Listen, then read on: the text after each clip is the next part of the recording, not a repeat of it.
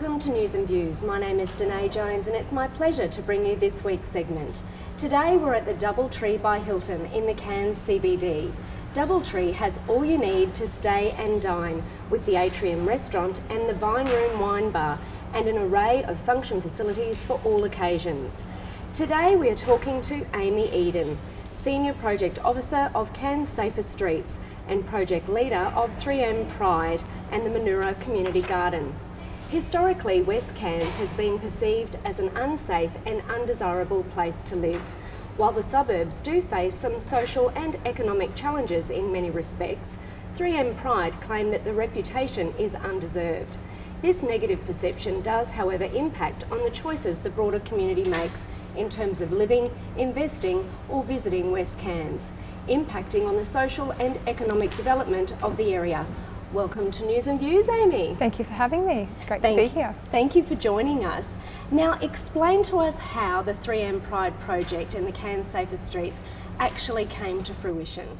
Sure. So the CanSafe Streets was formerly the CanSafe Streets Task Force, and that came to fruition in 2013 after it was identified that there was a lot of problems, social problems in the 3Ms, Manoora, Manunda and Mooroobool. So the task force, or CanSafe Streets, is a multi-state government approach, and we're all co-located and we have the great ability to share information and respond in ways that standard government can't respond. And so explain to us some of the projects that you actually have underway at the moment to really lift the self-esteem of those communities. Yeah, sure. So the 3Unfried project, the name came from an elders weekly meeting out in the community, and it was all about instilling pride, celebrating success and bringing the community together. So that's one of the projects that I lead. Another one is the Cairns Family Collective, which is a group of elders, and we support an NGO, and they travel down to Cleveland in Townsville every fortnight, and they spend time with the young people there, building relationships, culturally mentoring them in hope that they can use those relationships to leverage good positive outcomes when they're released from detention. Fantastic. And so is that also for our young people here in Cairns? So once they're back in community, it's tapping in with those young people and those families, that Cairns Family Collective. We've got other projects. One of them is the CoResponder, and so that's a collaborative project with Department of Housing, Queensland Police, Anglicare, Auscare, just to name a few, Centrelink, sorry. And they go around to social housing homes and private homes, and they just check in. How's things going? Is there anything we can help you with? These are some contact information for Department of Housing. Do you need some help, some supports? Oh look, we've got Centrecare here, we've got Auscare here. How are your payments going? We've got Centrelink here.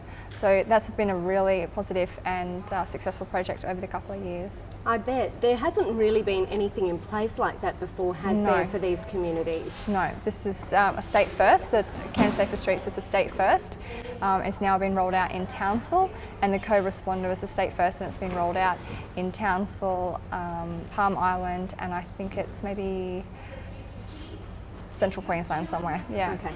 Not here, so. No, but it's been successful here, and they've used that as the pilot to then progress onto other sites. Fantastic. Yeah.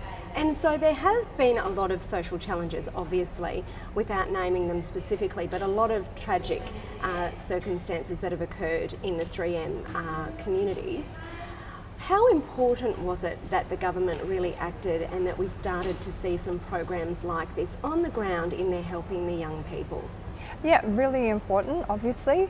So the CanSafe Streets was around before the big tragedy that everyone knows and talks about, but having us there to be able to respond in such a swift and agile way really provided legitimacy for the CanSafe Streets in the community.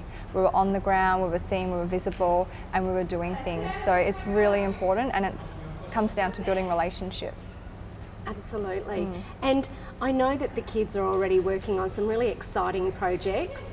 Can you tell us what's happening in August? I believe they're going down to the Gold Coast because they've been doing some music.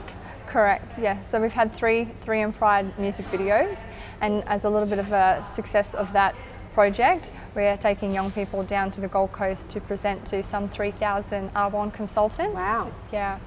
So we've got a lot of work ahead of us between now and August, but it's very exciting. Yeah. That must be just such an amazing feeling for them. I mean, performing in front of 3,000 people, let alone just some of their families, you know, they probably have never had that opportunity before. Yeah, it takes a lot of work because there's a lot of shame and lack of self-esteem. So there's a lot of work between now and then.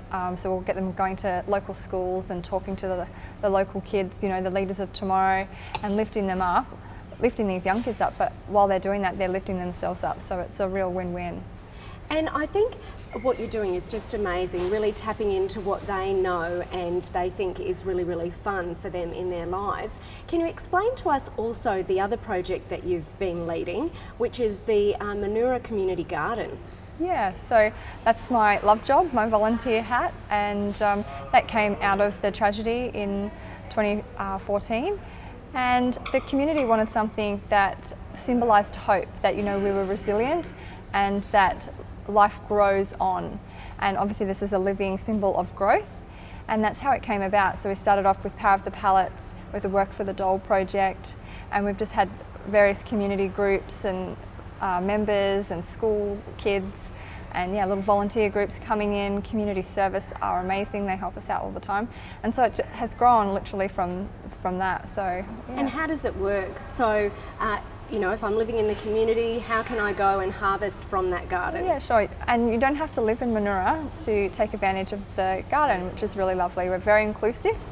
So the simple rule is you need to put in to take out. It's really that simple. There's no fees, there's no lengthy membership forms. It's really quite casual, and it's about building relationships.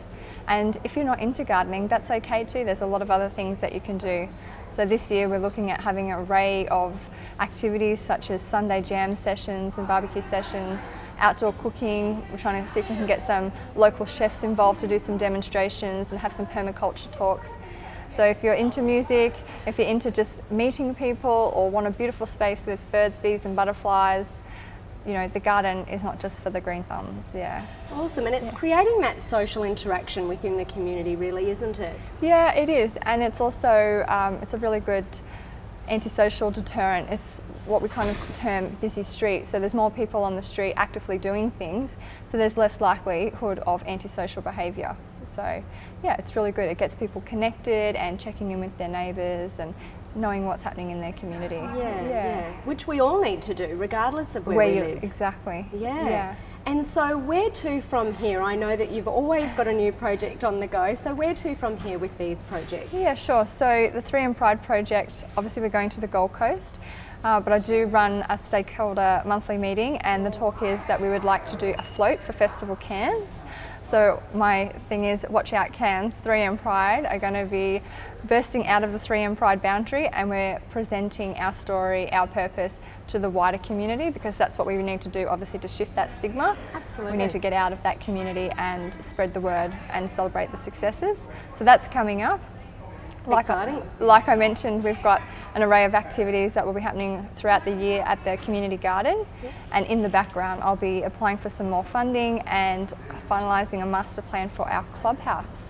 Wow. Yeah. So to build one. So we want to build a clubhouse with a commercial grade kitchen, bathroom facilities and a meeting place, because the idea of the garden from the very first moment the seed was planted is that it was a place for community to connect and to be together. And so it will be the community hub, so to speak, that people will come there for all different reasons, whether it's cooking, whether it's just to hang out to get the free feed, whether it's to play the guitar down by the barbecue, or whether you want to plant out your own little paddock area. So yeah. How fabulous, and teaching all of those skills along the way. No doubt you'll get chefs in to teach them a thing or two about how to cook nice healthy meals. Yeah, that's right. And we've got, you know, Wood Chopper and Health Services, our neighbour, and they have a medicinal garden. So we've got, you know, the nice eating garden, so you can go there for your pharmacy. Yep. And they also have nutritionists and things like that. So they have said, hey, if you guys get a kitchen, we can run some cooking programs for community members to learn how to eat well and live well. Fantastic, and the sky's the limit. It is. Well, congratulations on everything you. that you're achieving in community. We look forward to seeing all the updates and hopefully seeing some videos of the kids down on the Gold Coast in August. I'm sure you will, yeah. Yeah, so hopefully you'll come back and have a chat to us and give us an update. Okay, done. Excellent. Thanks, Thank you, Danae. Amy. So there you have it, folks. Amy Eden, Senior Project Officer for CanSafe Streets and the 3M Pride project. lifting the stigma, the negative stigma that's associated with the 3M suburbs here in Cairns. That's all we have for you this week. See you next week.